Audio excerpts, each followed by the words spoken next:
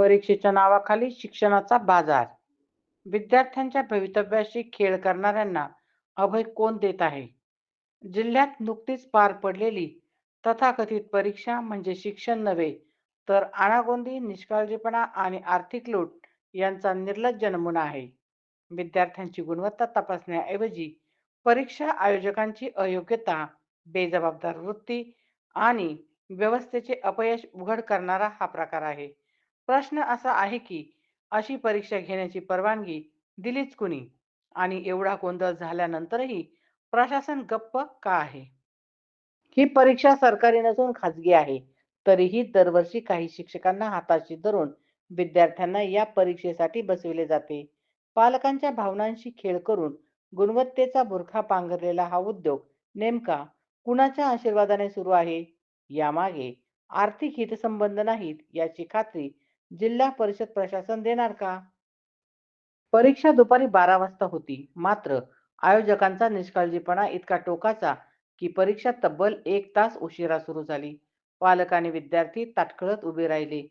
पण आयोजक कुठेच दिसले नाहीत. वेळेचे, शिस्तीचे आणि विद्यार्थ्यांच्या मानसिकतेचे अक्षरशः तिनतेरा वाजवले गेले. ही परीक्षा नाही, तर विद्यार्थ्यांचीच परीक्षा घेतली गेली. कळस म्हणजे दुसऱ्या सत्रात विद्यार्थ्यांना मागील वर्षाचीच प्रश्नपत्रिका वाटप करण्यात आली. विद्यार्थ्यांनीच आयोजकांची चूक लक्षात आणून दिली. हेच या व्यवस्थेचे अपयश दर्शविण्यास पुरेसे आहे. झेरॉक्स काढून आणण्याचा हास्यास्पद प्रयत्न झाला, पण त्या प्रश्नपत्रिकाही जुन्याच. अखेर परीक्षा रद्द झाली. हा गोंधळ नव्हे, ही गुन्हेगारी बेफिकिरी आहे. या परीक्षेसाठी 350 ते 450 विद्यार्थी आले होते. या विद्यार्थ्यांचा वेळ, पालकांचे पैसे आणि मानसिक ताण याची जबाबदारी कोण घेणार? आयोजक की डोळेझाक करणारे अधिकारी? काही पालकांनी शिक्षण विभागाकडे तक्रार केली, मात्र त्या तक्रारीकडेही दुर्लक्ष झाल्याची चर्चा आहे. तक्रारीकडे दुर्लक्ष करणे म्हणजेच गुन्ह्याला मूकसंमती नाही का? सर्वात गंभीर बाब म्हणजे अशा परीक्षांवर कोणताही सरकारी अंकुश नाही. कोणतीही मान्यता नसताना परीक्षा घेतल्या जातात आणि शिक्षकांच्या माध्यमातून विद्यार्थ्यांना जबरदस्तीने त्यात ढकलले जाते.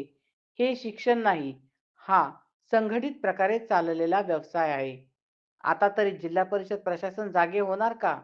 या परीक्षा आयोजकांची सखोल चौकशी होणार का? दोषींवर फौजदारी कारवाई होणार का? की पुन्हा एकदा चौकशी सुरू आहे या ठराविक वाक्यावर प्रकरण थंड बसवले जाणार? विद्यार्थ्यांचे भवितव्य कोणाच्या खाजगी नफ्यासाठी वेठीस धरले जाऊ नये. अशा बोगस, अनियोजित आणि फसव्या परीक्षांवर तात्काळ कायमस्वरूपी बंदी घालावी, हीच पालकांची नाही तर समाजाची मागणी आहे.